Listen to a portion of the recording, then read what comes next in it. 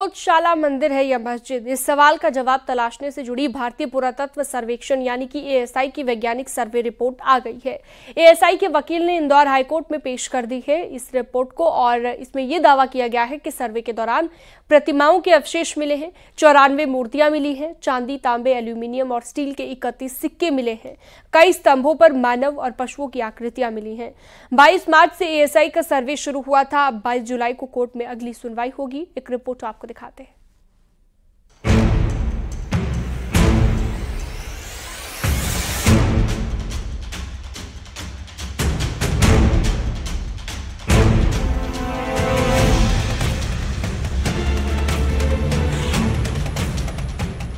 मध्य प्रदेश में धार के भोजशाला कमाल मौला मस्जिद परिसर के सर्वेक्षण की रिपोर्ट भारतीय पुरातत्व ने मध्य प्रदेश हाई कोर्ट की इंदौर बेंच को सौंप दी है।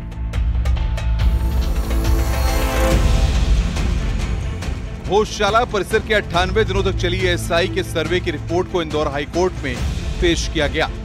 2000 से ज्यादा पेज की रिपोर्ट पेश की गई है। अब इंदौर हाई कोर्ट रिपोर्ट की स्टडी करेगी, जिसके बाद 22 जुलाई को इस मामले पर सुनवाई होगी।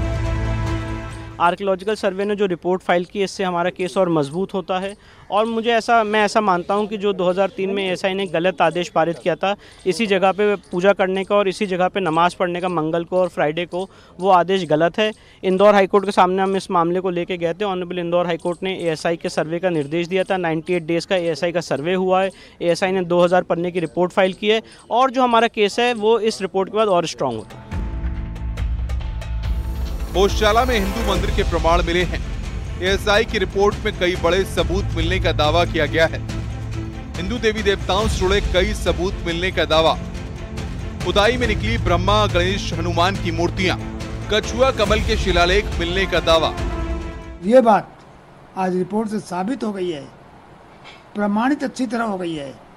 कोई इसको काट नहीं सकता कि वहाँ पहले हिंदू मंदिर था और वेद, शास्त्र, संस्कृत, धार्मिक शिक्षा के पठन पाठन का कार्य वहाँ होता था।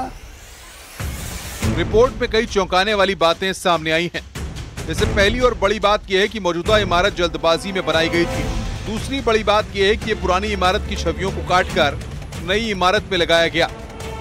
रिपोर्ट में लिखा है कि संस्कृति और प्राकृत में लिखे कई शिलालेखों को दोबारा इमारत में इस्तेमाल किया गया। एएसआई का दावा है कि सबूत इस बात की ओर इशारा कर रहे हैं कि ये परमार काल के शिलालेख हैं। सर्वे करने वाली टीम का दावा संस्कृति और प्राकृत में लिखे शिलालेख अरबी और फारसी शिलालेखों से पुराने हैं। यानी संस्कृत और प्राकृत लिखने वालों का भोजशाला में पहले से वजूद था। मौजूदा इमारत की कला और वास्तुकला इस बात के संकेत देती है कि वहां पहले मंदिर मौजूद था। पहले की इमारत में लगे देवी देवताओं के चित्रों के साथ छेड़छाड़ की गई। न्यूज़ 18 के लिए ब्यूरो रिपोर्ट।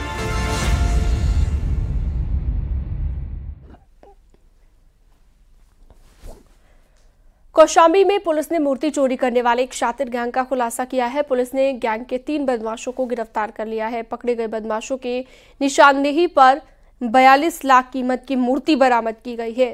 पुलिस के मुताबिक पकड़े गए तीनों बदमाश चित्रकूट और मध्य प्रदेश के सतना जिले के रहने वाले हैं। बदमाशों ने 16 जून को सराय अकिल कस्बे के एक मंदिर से देवी की बेशकीमती प्रतिमा को चोरी किया था।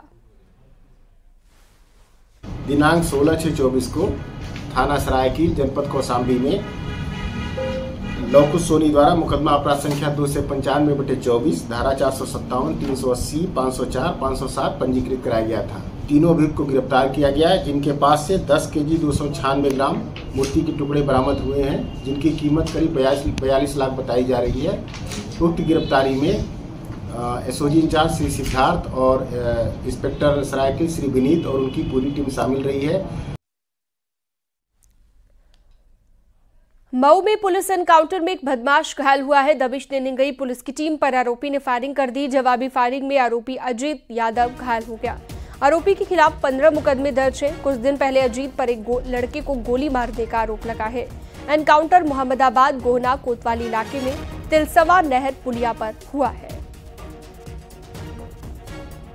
पुलिस ने उसको पकड़ने के लिए उसका पीछा किया तो उसकी मोटरसाइकिल लग्गूपुर तिलसवा मोड़ नहर पुलिया के पास अनियंत्रित होकर खेतों में गिर गई और पुलिस से बचने के लिए आरोपी ने पुलिस पर फायरिंग की।